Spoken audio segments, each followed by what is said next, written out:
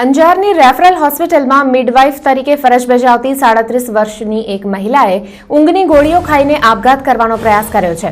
37 વર્ષીય શહેનાઝ સલીમ ખાન કુરેશીએ હોસ્પિટલના જ તબીબ ડોક્ટર રવજી સોરઠિયાના ત્રાસથી આપઘાતનો પ્રયાસ કર્યો હોવાની ફરિયાદ નોંધાવતા તબીબી આલમમાં ચકચાર મચી ગઈ છે।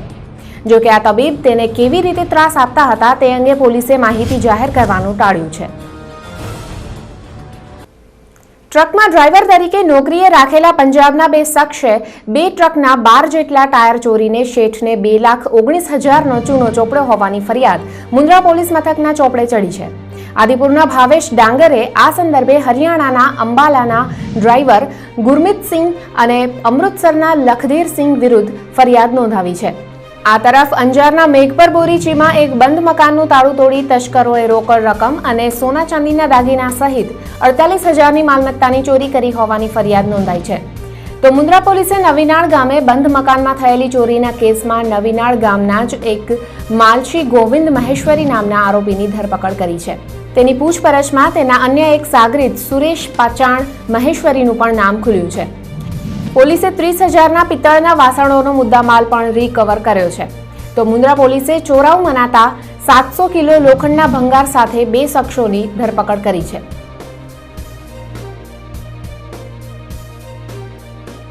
8 દિવસ ચાલેલા પર્યુષણ પર્વનું ભક્તિભાવ સાથે આજે સમાપન થયું છે। સંવત્સરી નિમિત્તે જૈન સમાજે એકમેકને મિચ્છામી દુક્કડમ કહી ક્ષમાપના કરી હતી।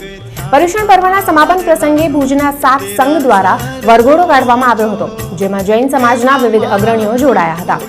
તો સમાપન પ્રસંગે નવકાશી ભોજનનું પણ આયોજન કરાયું હતું।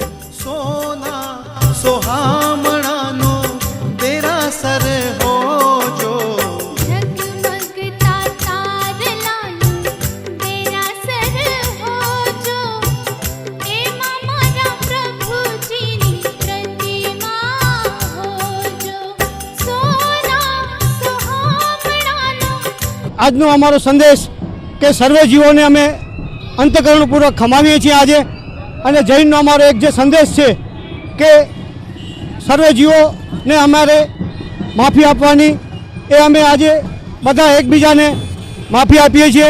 ક્ષમા કરવી, ક્ષમા માંગવી, ક્ષમા આપવી એ અમારું આજનું મોટામાં મોટું એક ગુણ હોય છે। તો પર્વાધિરાજ પર્યુષણ નિમિત્તે 11 દિવસના આકરા અનશન કરનાર ભુજની ઈવા અશોકભાઈ વોરાએ આજે પારણા કર્યા હતા। જૈન ધર્મમાં દર્શાવાયેલા આકરા નિર્દેશ અનુસાર ઈવાએ 11 દિવસ સુધી માત્ર પાણી પીને જ ઉર્જા મેળવી હતી। શુભેચ્છકોએ પારણા પ્રસંગે ઈવાને પ્રતિકાત્મક રીતે ઇક્ષુરસનું પાન કરાવ્યું હતું। તો ઈવાએ પણ સહુ મુલાકાતીઓને કોઈકને કોઈક પ્રકારનો સંકલ્પ લેવડાવ્યો હતો।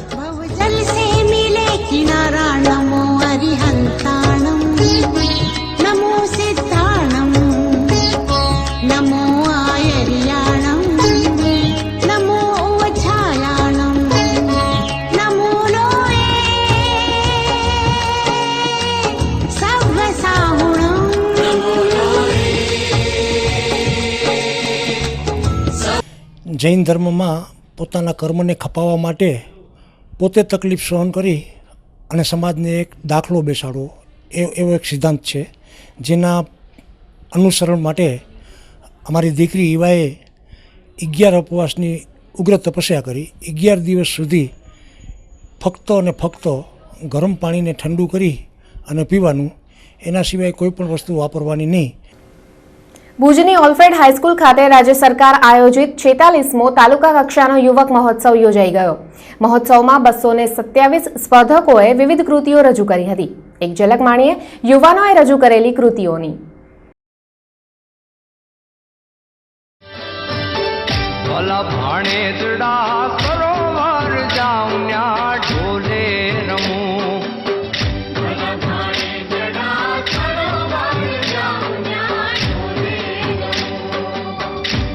કેરી નાકડી લઈ ગયો વીટલો ને નાકે જડવી થઈ રે બને સરોવર જાઉન્યા।